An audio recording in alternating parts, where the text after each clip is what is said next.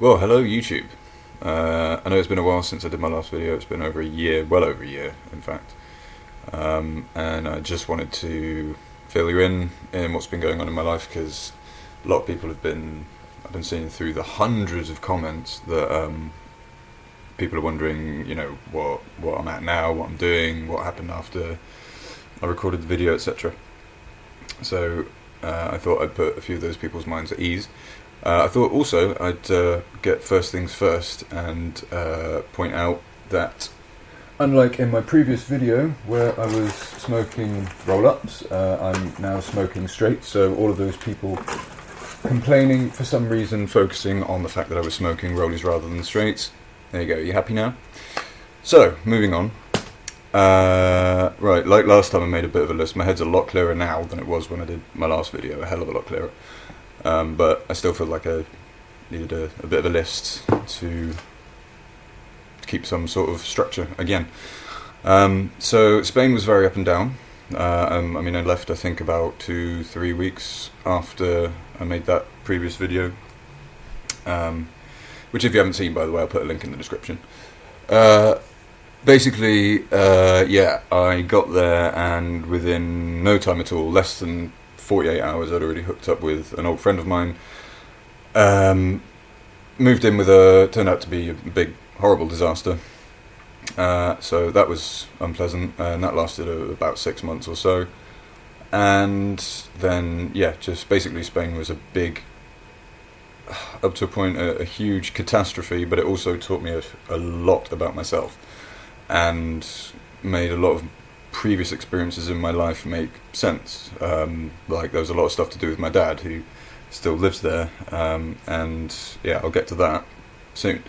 But basically, the after effect that I got from the whole hideous experience with Miss Psychopath, Sociopath, whatever you want to call her, in a weird way, I don't know if you've seen Saw, but a lot of the victims from Saw end up saying, if they survive, it kind of shows them how much they should appreciate life and what they've got. And that's, in the long and the short of it, that's what happened with me with this whole experience. Because, as mentioned in the previous video, I'm not very good at relationships, so, I see these patterns happen in myself, and I just go, do you know what? Let's just avoid the whole issue. So that's what I've been doing for the last few months. I've just remained single, and I am incidentally back in the UK now, just to fill you in a bit more. I'm working. I've got my own place. It's good. I've got my own space, which I really needed. I feel wiser from it. I feel much more worldly, and I feel much less like the stupid, naive child almost that would just, a pretty girl would give me attention and I just go, oh, you're a pretty girl, you obviously don't want to screw me over. I don't quite see it like that anymore.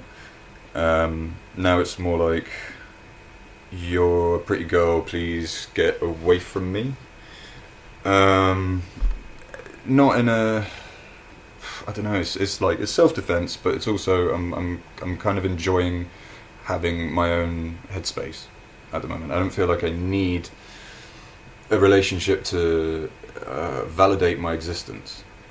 I'm not saying I ever did specifically, but right now I definitely don't. What else have I got? So up to a point I'm almost glad that it happened, because damn sure it's not going to happen again, and it saves me from having to experience it later on in life when it could possibly matter more.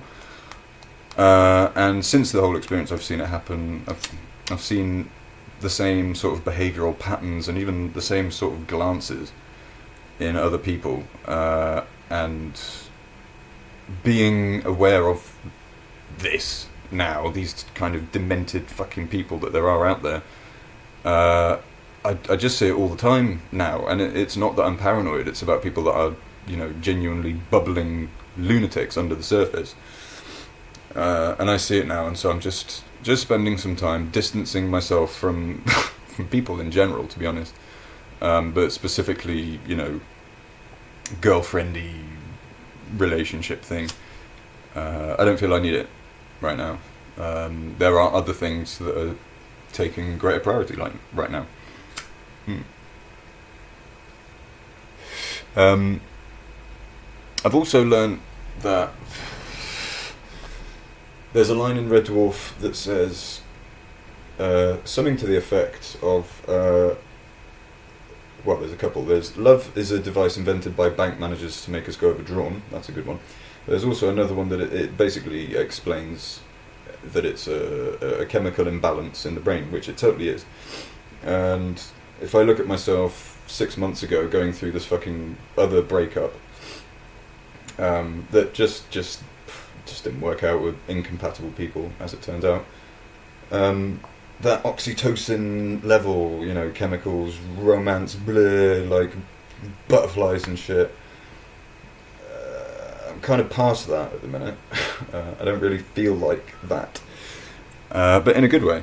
I'm sure anyone that's seen the previous video will be able to tell just in the tone of my voice that I feel much more confident now. I do feel sort of weathered and battle scarred emotionally in a way, but who isn't? I'm at the very least aware of it and know what to avoid, who to avoid, what kind of situations not to put myself in. And up to a point, I don't think I would have worked that out without having had this experience. So yeah, ultimately, it's all good. At the time, it was just horrendous. Life became meaningless. But that's what happens if you allow, and this is the key word here, if you allow someone to be, allowing yourself to be dependent on someone else, be it emotionally or whatever. In a relationship, one would expect there to be a certain amount of that, but it goes to some extremes sometimes with a lot of people. I think in the last case, myself included. But it's because I wanted to trust someone, and to let someone have my back, and how can I put it? Just be my partner, my friend, and whatever. But basically, what I'm saying is the best thing anyone can do, I feel, before you go chasing your perfect love of your life or whatever. Maybe learn to discover yourself totally first, which personally I feel like I now have. I'm now 28. I think I know everything about myself, or rather I consciously face psychologically issues that I have, and now I'm aware of them, and so in the future, when I do find someone that I actually like, I can say no. If there's any of these red flags, like mentioned in the previous video. So let me just check my notes again here. Yeah, part of the reason why I'm back in Bristol is money, essentially. Spain is the weather's amazing, obviously, but that's pretty much all there is. And in southern Spain, there's a lot of people that aren't from southern Spain. So you've got to remember there's people from all over Europe, a lot of the time much colder places in Europe, who are there or have been there for years, exposed to extreme sunlight and cheap booze, etc., etc., etc. And it just sends people a bit fucking weird. A lot of them, it's like they've got this deluded opinion of themselves that they live in California or something. It's like, you don't, you live in Marbella. It's tacky as shit. Anyway, I digress. Being back in Bristol has really, really sorted me out. It's got me away again from my dad. I thought going to see my dad is kind of what I needed, but as it turned out, that was the worst thing that I could possibly do. In this whole whirlwind of self-discovery and psychology stuff, I discovered that my dad is a complete narcissist, and always has been. It's not like it's a sudden thing. It was just a sudden realization of okay, I've read about these sort of behavioural patterns before. What do they depict? And it turns out narcissism is it. And I even went to the extent of saying, Dad, I think you're a fucking narcissist. And he was like, what's a narcissist exactly? And I went to look at my phone to get like the Google best description of one, and he goes, no, give me your own description from your words. I'm like, okay, so very self-centered, my way's the only way, you always think you're right, blah blah blah blah blah blah blah, and all the traits that a narcissist has. And he was like, yeah, I guess I am. And if someone said to me that I had the traits that a narcissist has, I would flip out and have some serious thoughts about my life choices. He didn't. He was just like, yeah.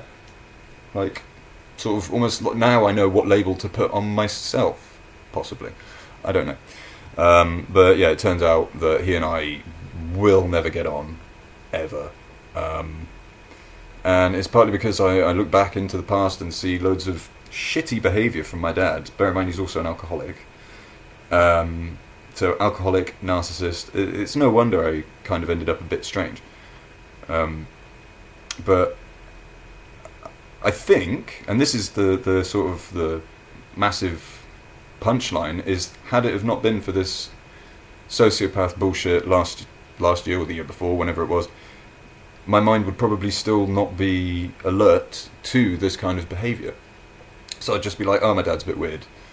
But that's just normal, that's just how parents are. That's the way I always looked at it. But now, the way I see it, because I now know of these mental things, I'm like, no, my dad's just a dick. And it's not just that he's a dick to me, don't get me wrong. He's a dick to anyone that knows him. I've had conversations with people that are like they come up to me in a bar in Spain and said, oh, you're David's son, sorry. And I'm like, yes, I am. And they'd say something to the effect of, like, is he an asshole all the time? I'm like, yeah, past 28 years or so. And they're like, I feel so fucking sorry for you, mate. So, it's not just me. And I'm not saying that was necessarily a good discovery, but I hate naivety, and I'd hate to be naive myself, especially with the behaviour of my parents. And actually, one key point which made me go, okay, I think my dad's gone a bit mental, is, hang on. He said to me, this is during a time, like, I've always had a problem with his alcohol consumption. I always felt like it took a little bit of priority over me as a person. And he said to me one day, this was during a period where I wasn't drinking at all. I just went for like 3 months sober, just didn't really feel like it. And we were having a lot of rows around that time. And he said to me, I was in his house, in his kitchen, just making a cup of tea or something. It was like 4 in the afternoon, 5 in the afternoon. And he comes in and says, the reason you have a problem with me drinking is that you're not drinking. And he said this quite drunk. So he's implying that the reason he and I fight is not because he's an alcoholic, but because I'm not an alcoholic. Is effectively what he was trying to say. And after that point, he just went, okay, this is obviously a battle that I'm never going to win. And yeah, I think a couple of months after that, I came back to Bristol. And like I say, it wasn't a pleasant experience, but it's something that there's always something lurking in my head with my dad. Like, why is he this way? Why are no one else's parents behaving like this? Well, I say no one.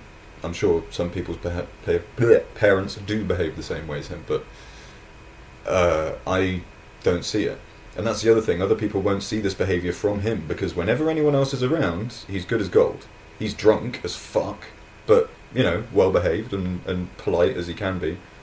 As soon as someone leaves, as soon as it's just me and him on his own, he just changes. Complete prick. Anyway, I wanted to keep this video short. It's not going to be another rampage of my problems in life. More just a video to let you know I'm alive, I'm good, I'm well, I'm, heightened. And yeah, bottom line is I'm kind of glad it happened. Sadistic as it might be, it made me. It's just a case of if it doesn't kill you, it makes you stronger, and somehow it didn't kill me. So I'm now therefore stronger. So yeah, going to cut off now, but do let me know if because obviously some people have had similar experiences around the time that I had mine, or just before or just after. So if you are one of those people, do let me know your journey through getting over this, because I think I'm out the other side now, so I'm more than up for hearing your experiences as well. The amount of views and comments that my previous video got is quite outstanding, so there's just I couldn't keep up with all the messages, considering also I had loads of stuff going on in Spain, blah blah blah blah. So sorry for not being able to respond to all of you. I just never anticipated. I should have got a secretary. What can I say? So yeah, gonna end it there. Hope it all makes sense. If you've got any questions or anything, just let me know. Thanks for watching. Cheers.